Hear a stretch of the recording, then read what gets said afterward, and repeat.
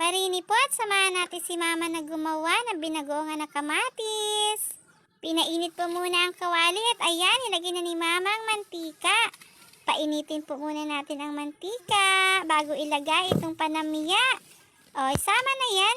Hindi na alam kung alin ang aunahin dyan, bawang, baga o sibuyas. Hindi nag-aaway yan, basta magkasama na yan dyan. O, imekos-mekos na Mama at nang maluto na yan.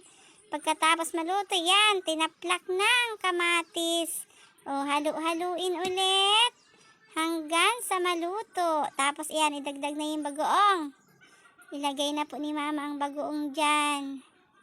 Yan po ay paborito ni Mama.